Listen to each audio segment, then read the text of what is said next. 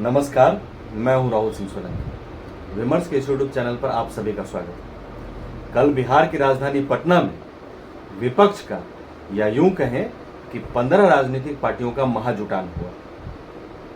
तो इस महाजुटान में दो बातें बड़ी दिलचस्प हैं।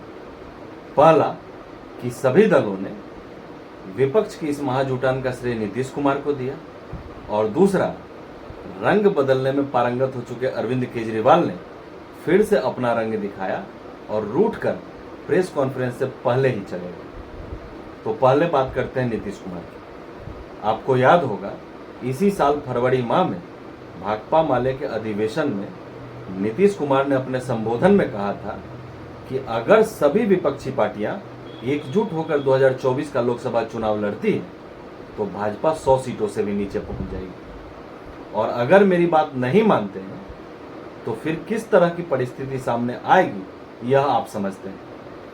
तो नीतीश कुमार जिस परिस्थिति की बात कर रहे थे उसे अगर आसान शब्दों में कहें तो जो विपक्षी पार्टियां कल महाजुटान में शामिल हुई तो उनमें से कुछ के वजूद पर संकट है, तो कुछ के सौरमंडल में सीबीआई और ईडी राहु और केतु बने घूम रहे हैं। तो ऐसा नहीं है कि नीतीश कुमार के आह्वान पर ही ये इकट्ठे हुए, बल्कि हर एक की अपनी अलग अलग महत्वाकांक्षा है या अपनी अलग अलग जरूरत।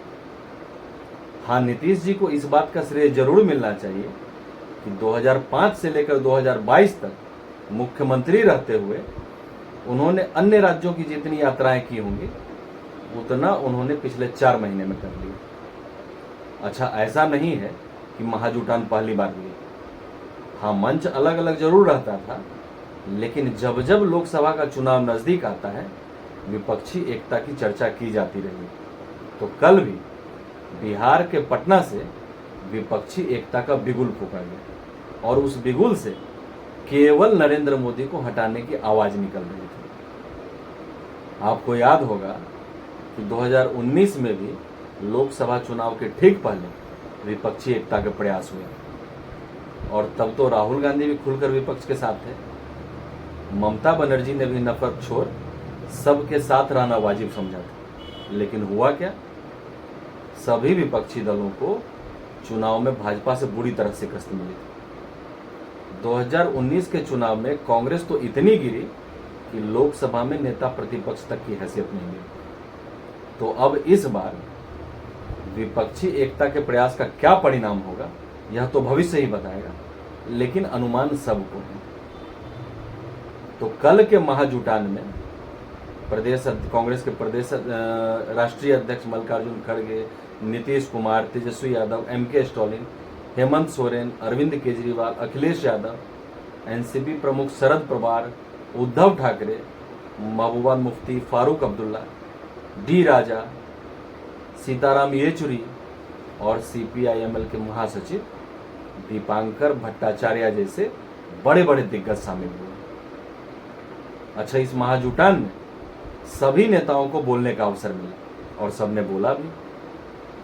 लेकिन अगर नट सेल में बात करें तो सारांश यही था कि ये सभी विपक्षी दल सत्ता के लिए नहीं बल्कि सिद्धांतों के कारण एक साथ आए। गौर कीजिएगा, सत्ता के लिए नहीं बल्कि सिद्धांतों के लिए एक साथ आए। राहुल गांधी ने तो यहां तक कहा कि हिंदुस्तान की नींव पर आक्रमण हो रहा है और हमने निर्णय लिया है कि हम एक साथ मिलकर लड़ेंगे, एक साथ मिलकर काम करेंगे, हम मोहब्बत की दुकान खोलेंगे। तो जिनकी पार्टी ने पूरे मकान को ही 2 भागों में कर दिया वो आज नींव बचाने की बात कर रहे हैं। जिनकी पार्टी के कार्यकर्ता केवल तुष्टीकरण की राजनीति के लिए सड़क पर गौ काटते हैं, जिनकी पार्टी ने आतंकवादियों को बचाने के लिए हिंदू आतंकवाद का झूठ रचा, वो आज मोहब्बत की दुकान खोल रहे। खैर, अभी इतनी गहराई में नहीं जाऊंगा। तो सबने कहा साथ खड़े हैं, साथ लड़ेंगे। यहां तक तो ठीक है, बुरे समय में दुखियारे साथ होते हैं, अपना दुख एक दूसरे को सुनाते हैं और साथ चलने की बात करते हैं। लेकिन जो कल तक एक दूसरे को देखना तक पसंद नहीं करते थे वो आज किस सिद्धांत के लिए एक साथ आने को तैयार है? तो बात यहां किसी सिद्धांत की नहीं हो रही है, ये लड़ेंगे, एक साथ लड़ेंगे, लेकिन केवल अपने अस्तित्व के लिए। दूसरा, कल रूठ कर चले जाने वाले अरविंद केजरीवाल के अनुसार देश मुश्किल दौर से गुजर रहा है, जबकि सच्चाई है कि केजरीवाल मुश्किल दौर से गुजर रहे हैं। उनके लेफ्ट और राइट हैंड आज भ्रष्टाचार के आरोप में जेल के अंदर बंद है, और हो न हो अब बारी अरविंद केजरीवाल की। ऊपर से अब ये अध्यादेश चिल्लाते घूम रहे हैं। कल मालूम हुआ कि उनकी फ्लाइट का टाइम हो जाने के कारण वो प्रेस कॉन्फ्रेंस से पहले चले गए, पर उनके जाने के बाद आम आदमी पार्टी ने स्टेटमेंट जारी करके कहा कि कांग्रेस अगर सरकार के काले अध्यादेश पर अपनी रुख को साफ नहीं करती है तो आम आदमी पार्टी उस बैठक में शरीक नहीं होगी। तो यह था अरविंद केजरीवाल का मास्टर स्ट्रोक। तो अपनी कलाकारी में निपुण अरविंद केजरीवाल ने कल फिर से अपनी कलाकारी दिखा दी। खैर, तो नीतीश कुमार इन डरे सहमे लोगों को आज एक साथ लाने का भागीरथ प्रयास कर रहे हैं, लेकिन इन सभी विषयों में एक बात समझ से पड़े, जो कल तक प्रधानमंत्री पद की लालसा में थे वो नीतीश कुमार अब प्रधानमंत्री के चेहरे के रूप में अपनी दावेदारी से इनकार कर रहे हैं। तो अब प्रश्न उठता है, जब प्रधानमंत्री की कुर्सी नहीं चाहते तो विपक्ष को एकजुट करने के लिए इतने बेचैन क्यों? खुद को कुर्सी के मुंह से दूर दिखा रहे नीतीश कुमार जी के स्वभाव से आप सभी परिचित हैं। आपको याद होगा बिहार विधानसभा चुनाव में जब नीतीश कुमार की पार्टी ने एनडीए के साथ लड़कर महज 43 सीटें लाई थी, तो नीतीश कुमार बारात वाले फूफा जी की तरह कोप भवन में बैठ गए, और वह भी भाजपा के इस आश्वासन के बावजूद कि मुख्यमंत्री के रूप में नीतीश कुमार की घोषणा हो चुकी है, तो दूसरे को मुख्यमंत्री बनाने का सवाल ही नहीं उठता। उस समय जदयू विधानसभा में तीसरे नंबर की पार्टी। तो बिहार बीजेपी ने हमेशा अपनी पार्टी से पहले नीतीश कुमार को महत्व दिया, और आज कहीं ना कहीं उसका खामियाजा भुगत रही है। जबकि नीतीश कुमार ने हमेशा ब्लैकमेलिंग की राजनीति की, जिसे बीजेपी को समझने में काफी समय लग गया। तब जिन्हें राजनीतिक गुना भाग की समझ नहीं थी वो आश्चर्यचकित थे कि जो व्यक्ति मुख्यमंत्री बनने के लिए कभी आरजेडी कभी बीजेपी के साथ सटने हटने का, पलटने का करतब करता हो, वह भाजपा की ओर से स्वाभाविक रूप में मिल रहे मुख्यमंत्री के पद को स्वीकार क्यों नहीं कर रहे हैं। और इस रहस्य से पर्दा तब उठा जब भाजपा के बड़े नेताओं के मनाने पर वह राजी, और फिर 2 साल भी पूरे नहीं हुए कि उन्होंने मुख्यमंत्री की कुर्सी के लिए 7 दलों के महागठबंधन से हाथ मिला लिया। तो कुर्सी के लिए गुलाटियां मारने वाले नीतीश कुमार अब अगर यह कहें कि उन्हें प्रधानमंत्री का उम्मीदवार ना माना जाए, वह रेस में नहीं है, तो यह बात भी अपने आप में किसी अजूबे से कम नहीं।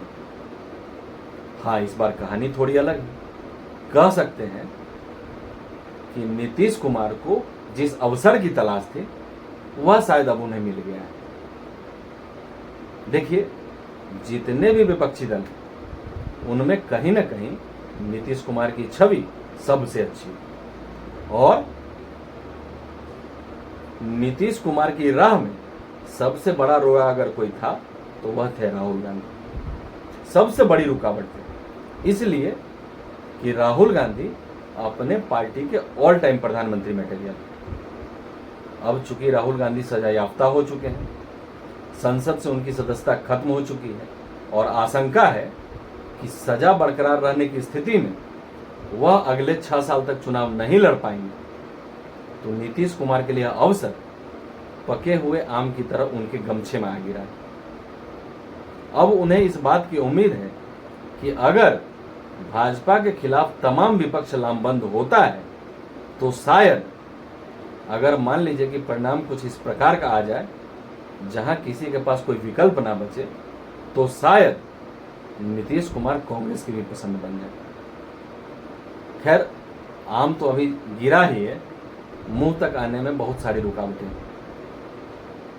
आपको याद होगा गठबंधन की सरकार बनते ही नीतीश कुमार से मिलने सबसे पहले कौन आए? चंद्रशेखर राव। और उनकी मंशा थी कि नीतीश कुमार उन्हें विपक्ष की ओर से प्रधानमंत्री का चेहरा घोषित करें। उन्होंने कई बार नीतीश कुमार को घूरेगा, लेकिन राजनीति के माहिर खिलाड़ी नीतीश कुमार ने अपना मुंह तक नहीं खोला। और उसके बाद हुआ क्या? चंद्रशेखर राव ने स्वतः नीतीश कुमार से दूरी बना ली। बाद में उन्होंने अपनी पार्टी टीआरएस को बीआरएस बना दिया। और जब उन्होंने बीआरएस बनाने की घोषणा के लिए जो आयोजन किया, उसमें उन्होंने नीतीश कुमार को पूछा तक नहीं। ममता बनर्जी कल तक खुद ही दावेदार थे। हाँ, अब वो एक के खिलाफ एक लड़ने की बात कर रहे हैं, क्योंकि उनका भतीजा जांच के दायरे में और उनके 2 करीबी मंत्री जेल में। तो अधिकतर दलों का एक दूसरे से टकराव जग जाएगा। राज्यों में जो एक दूसरे के कट्टर दुश्मन हैं, वे आज राष्ट्रीय स्तर पर एकजुटता के मुहिम के झंडावदार बने घूम रहे हैं। समाजवादी पार्टी की सबसे बड़ी दुश्मन भाजपा तो है ही। उत्तर प्रदेश में कांग्रेस को भी वो छोटा दुश्मन नहीं मानती। बंगाल में ममता बनर्जी की कांग्रेस से तनातनी है। पिनराई विजयन को चंद्रशेखर राव, तो सीताराम येचुरी को तमिलनाडु के सीएम एमके स्टालिन से अच्छे संबंध है। वामपंथी दल में माले को नीतीश कुमार पसंद है और वो बिहार सरकार में भी साथ है। तो यहाँ पसंद के नेता और पसंद के विरोधी भी। अब ऐसे में नरेंद्र मोदी को केंद्र की सत्ता से बेदखल करने के लिए विपक्षी नेताओं का एकता वाला प्रयास कितना सफल होगा, यह तो देखने वाली बात होगी। क्योंकि अपने मन में फूट रहे लड्डू को भारी मन से दूसरों को खिलाने की बात तो की जाती, लेकिन खुशी का लोभ सबको होता है। तो आज के लिए इतना ही। फिर मिलते हैं अगले अंक में किसी और विषय के साथ। तब तक के लिए इजाजत दीजिए। नमस्कार।